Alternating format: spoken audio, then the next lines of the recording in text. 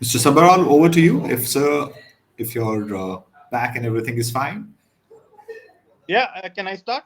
Absolutely, sir. Waiting for you to go live. All right. Stage is yours. Thank you very much. As a quick introduction, I lead Accenture Ventures and Open Innovation Program in India, where we partner, invest, and acquire deep tech and sustainability startups. Accenture Ventures was voted as one of the top corporate innovation and corporate venture capital program in India in 2021. I'm also an angel investor and work with the broader Indian startup ecosystem, especially in the deep tech space, helping the startups to globalize and scale. So with this introduction, just a bit of context before I ask my esteemed guests to introduce themselves. There is a 3-decade old concept called triple bottom line. I think most of you would have heard of it. And that suggests that instead of one bottom line, there should be 3: people, profit, and planet. And the theory holds that if the firm looks at profit only, ignoring people and the planet, it cannot account for the full cost of doing business. The TBL concept is now gaining more prominence as we are going through the pandemic and the pace of climate change forcing organizations across the world to rethink the purpose and evaluate their impact on the environment. We are also witnessing large-scale interest and investment in the climate tech sector. Climate tech business in India received USD 7 billion in equity funding in 2021. This is a 4x increase over what we got in 2020. And total climate tech investment in 2021 was estimated to be around USD 20 billion, as per the report by Climate and Unitus Capital. Experts suggest that India alone needs USD 1 trillion in climate finance by 2030. As a wider range of investors enter the climate tech sector in India, one of the questions that investors and startups would have to tackle is the one about returns versus purpose.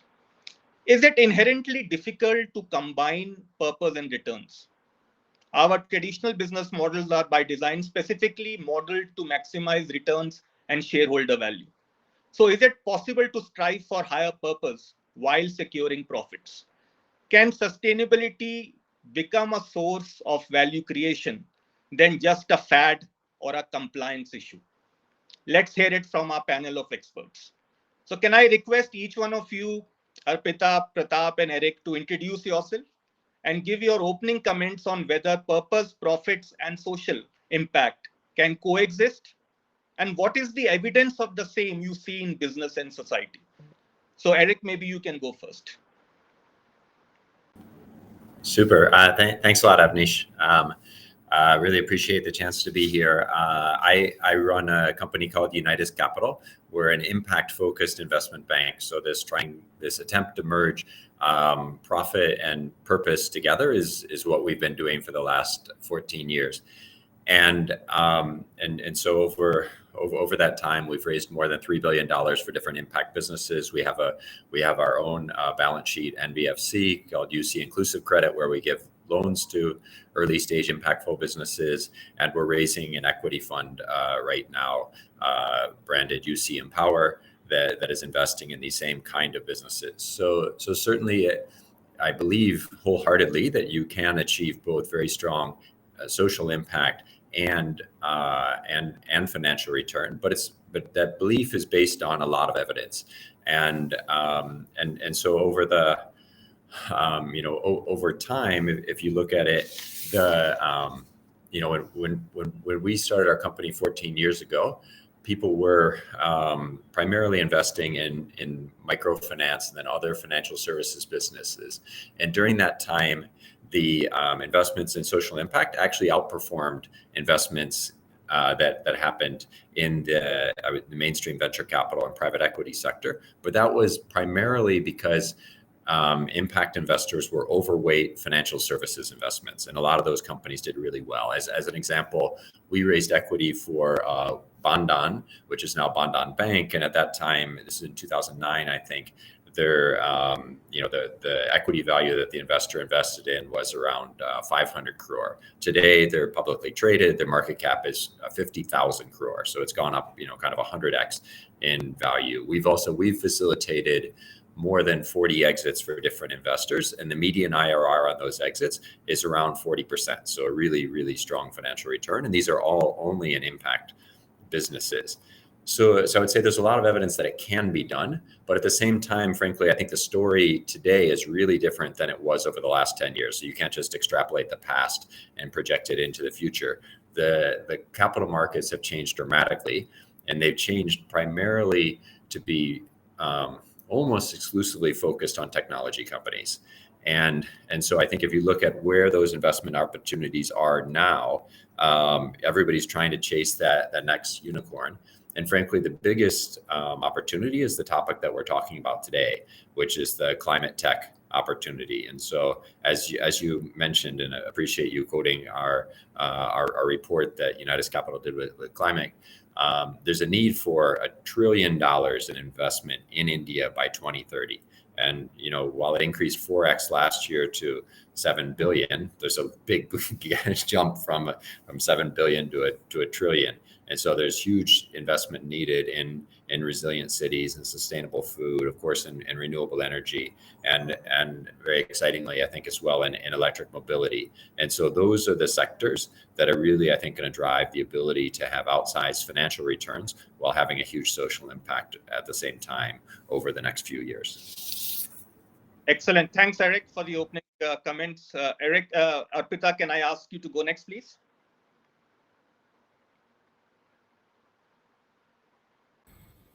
Yes, that was really great. Good afternoon to everybody. And I think from an entrepreneur's perspective, it starts with an idea. It starts with something that you want to change with innovation. And at the same time, because you're not, in the not-for-profit zone, sustainability becomes a business model, right? So how do you balance that? How do you balance getting profits at the same time? You have all your stakeholders involved, and everybody has to be happy. And there's a rise in social entrepreneurship for that. And profits and returns both, I think, are only balanced when there is that passion. And I think social entrepreneurship brings that passion. I think we have all the numbers from Eric of how this sector is growing, and how sustainability has actually become relevant to everybody, whether you're in the startup sector, or you're in the or you're a large conglomerate across the globe. It doesn't matter. Sustainability has aligned itself now in the last 5 years more than ever.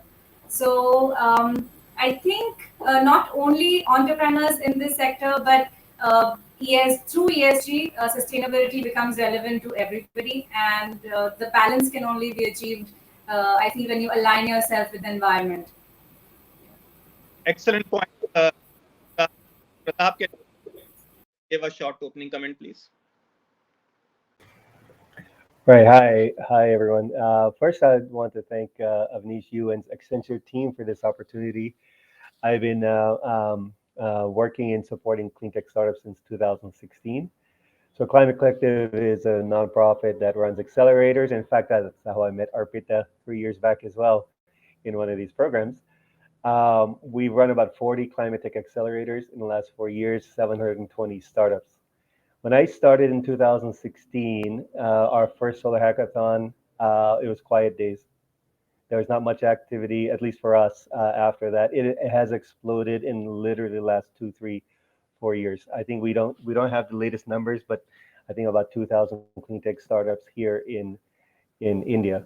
So at the Climate Collective, besides startup programs, we have an angel network called Climate Angels Network. We're just finishing scoping for a retail crowdfunding platform to bring in retail investors into climate tech startups as well. This is all amazing and relatively new. I started as a solar developer to talk about sustainability and profits in 2009. And for 2009, 10, 12, the thing I heard most from many people was, this is not real business. We're talking about solar power. This is for CSR. I even got in 2013 from many corporate leaders, this doesn't even work, solar. Are we sure? And there was 30 to 50,000 megawatts on the ground globally. Well, great. Our solar mission was just starting off. Very quickly, it switched. When I started in 2016 supporting startups, clean tech startups as accelerators, most people said, why? there's fintech, there's many other domains that are attracted. This is for the government or CSR. There's no business out of here. Today, I think we've all seen there isn't anyone really who doubts that there's a strong profit angle for climate tech startups, that it can achieve both impact and returns with hiccups, and maybe that's not as fast as we want in certain sectors versus others, but dramatic change in literally 3 to 4 years I've seen working in this space. Great. Thanks, Pratap. And with this, actually, let me just come to you with my first question, and it's a continuation of what you were talking about. So I want to know, how has the sustainability startup ecosystem changed in the last few years in India? And what are the sectors where traction and investment is happening? Right. The first thing, as I mentioned, is it's exploded, 10 times increase roughly since, I think, this from our estimate from 2016. When I was looking under the hood, even 2, 3 years ago, in incubators, that early stage programs where innovation is supported, and product development, there were many places where, in fact, in one in Chennai, 100% of their portfolio was in clean tech, and nobody knew them as a clean tech accelerator. So I think what we've seen now is what's actually happening on the ground started 3 years ago. It doesn't get noticed mainly because it's a nascent ecosystem. Now it's starting to see get more public visibility. I think these are trends we're going to see increase, if not becoming the dominant in terms of numbers, clean tech number of startups in in the startup ecosystem. We've also seen something interesting. When I started, it was energy, and to some degree EVs as well. In fact, I wasn't even sure what circular economy actually meant, at least in terms of startups. I knew the concepts. Uh, uh, I think last year, 35 to 40% of our portfolio was in circular economy, and we do get about 250 startups a year in Accelerator. So I think this is what we're seeing as a huge trend. Plastic waste, in particular, also receiving a lot of attention, as well as sustainable consumption, etc. And maybe a third point to add in is the nature of these startup entrepreneurs themselves has started to change. We're seeing people from other startup sectors coming into climate tech, and that's great. We have passionate people already in climate tech, but there's a lot of talent in the startup ecosystem shifting in, not because it's a trend, but because they believe that there's something positive to be done, and that's strengthening the talent that we are having in our startup space. Excellent. I can, it's great to hear that, there's all round kind of traction happening in this particular space and area of sustainability. So that's very reassuring to hear. Coming to you, Eric. So let's flip this question, right? How has the investor perception of climate risk and climate tech funding evolved over the last few years? And have investors made money in impact over the Yeah, so I think it's a good question, and I was laughing when Pratap was saying that people were skeptical on solar in 2009. I was actually a seed investor in First Solar in 1983. So at that time, I was 14 years old, and I took my entire life savings, which as a kid, we sold vegetables and firewood. My parents kind of made us work, and I put my entire life savings in First Solar. And we were way ahead of our time. We were way too early, and it was clearly an unviable business at that point in time. And so 16 years later, we sold the business, and I was a really, really, really tiny part of it. And we sold it to the Walton family from Walmart, and they put a bunch of money in it, and it became like a $20 billion company. But we didn't share in the financial gains of that, and in fact, we lost money. But I think that to your question, Avnish, the investor interest has changed quite dramatically over the last 10 years or so. It's been primarily a solar story until the last couple years. And I served on the board for a long time at Delight, which did off-grid solar. And that was an exciting, fast-growing company that got to good scale. I think they probably have a couple $100 million in revenue right now. But in a place like India, that was a really exciting business 7 years ago. Today, given the grid coverage, it's not really a viable business in India. So their business has shifted to Africa, where there's a need for electrification, a much stronger need for electrification. And so there obviously will continue to be a renewable solar growth story here. But I think what's probably most exciting right now is the shift into electric mobility and agri-tech. And so, we're working with some companies like Battery Smart, which is India's, kind of largest and fastest growing battery swapping network for 2-wheelers and 3-wheelers. And there's other companies like that we're working with, like GPS Renewable, which does, biogas plants from organic waste. And that's of course, a massive opportunity and something that's really needed. And then there's so much happening in the agri-tech side. Companies like Ergos that have created a digital marketplace for agri commodities and data and finance that are really empowering farmers to interact with institutions right at the farm level. And there's other companies like Bharat Agri that are doing the same thing, not the same thing, but they're app-based platforms that are allowing for personalized agri consultancy and e-commerce right to the farmer level. And so it's very exciting to see that level of innovation.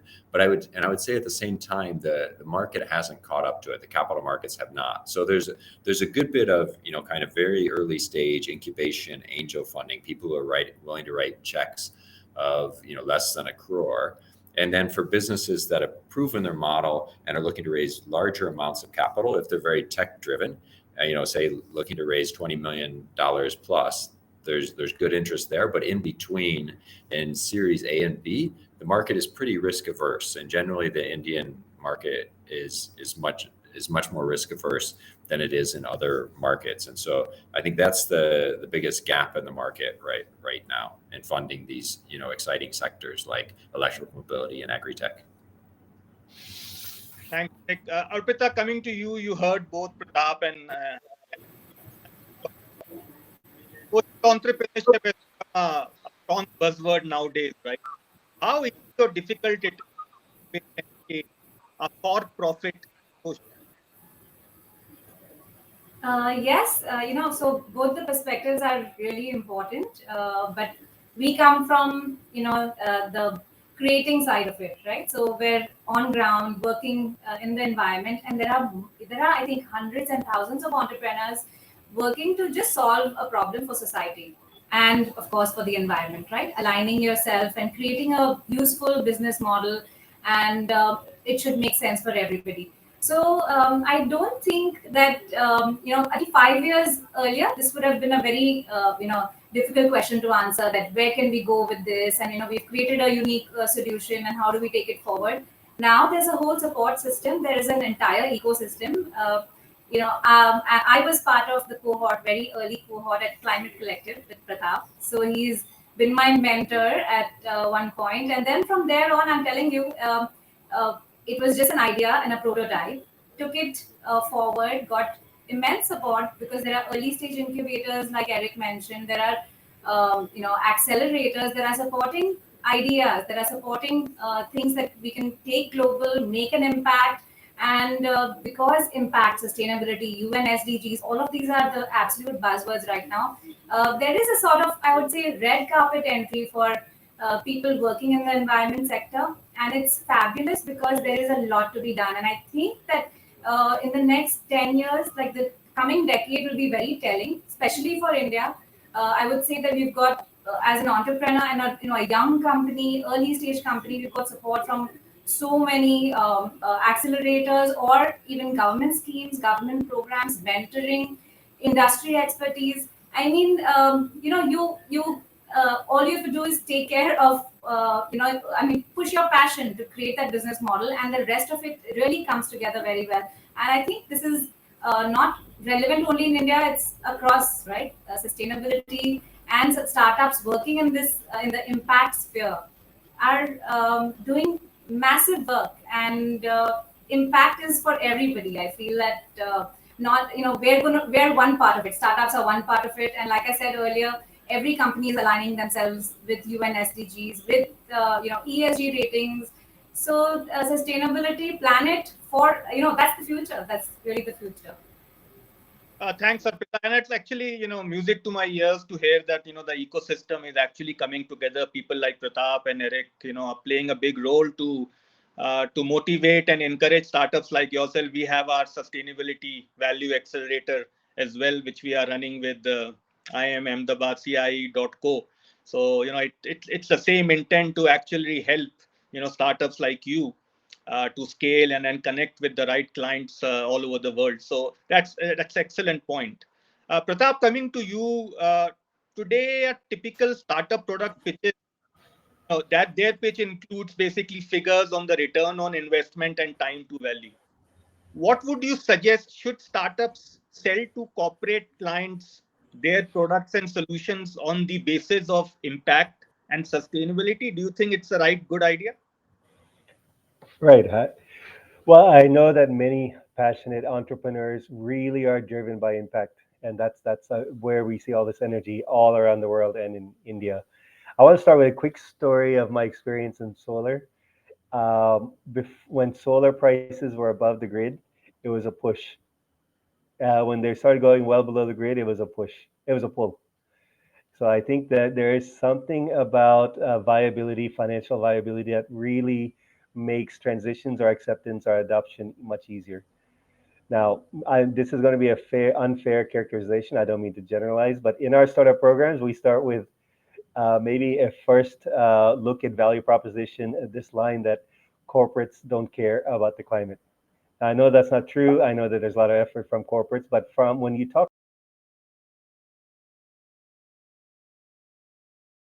different. Now, one, whether it's good or bad, that's a different point. One power and potential of climate tech is we can achieve impact while still being financially or viable or sustainable to clients, whether they're corporates or consumers or otherwise. Now, I'm also a startup coach, so one of the things that I always ask people is, which is the biggest circular economy startup in the world? You know, after some guesses, whether or amongst the biggest, Uber and Ola. What do? They take stock cars, they recycle it or increase utilization of existing stock, reducing the need for additional manufacturing of cars. That sounds as circular as you get. Their value proposition to customers, when I go into an Ola or an Uber, is not sustainability. Now, I'm not saying that's the only way to do this, but I do believe that when we marry value to what actually people value and that can be adopted in scale with impact, we get the best of both. So in one sense, yes, it can be both, but it's to some degree making sure that we are selling to in ways that can be adopted, what people actually value, so that we can get the scale that we need. Yeah, I think from what I hear is that there's still time where sustainability will be embedded across the business. Probably it's a work in progress. It's a journey which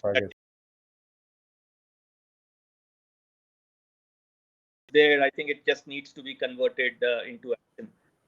Eric, coming to you, how in your capacity as a co-founder of sustainability-focused investment firm, you support your own portfolio startups onto purpose while driving? How do you do the same thing for your own portfolio? Yeah, so it would be very individual based on what those companies need.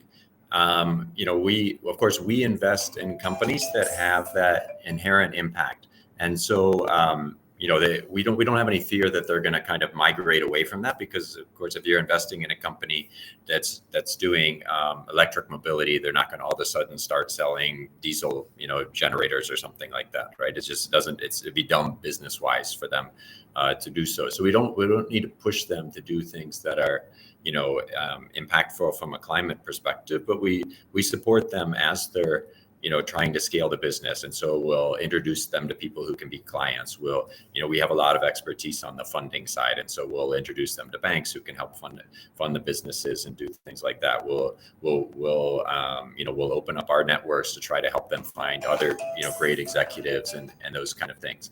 But it'd be very, different for different companies. Of course, a lot at the strategy level as well. And so when we invest in a company from our fund, will sit at the board level and really help drive strategy, but really, backing good entrepreneurs. We obviously shouldn't be driving things for them. Thanks, Eric. That was very sharp. And Arpita, I wanted to ask you, there are many startups like yourself who are listening to this particular broadcast. So what is your one or two lessons to them, right? In terms of do well, your own.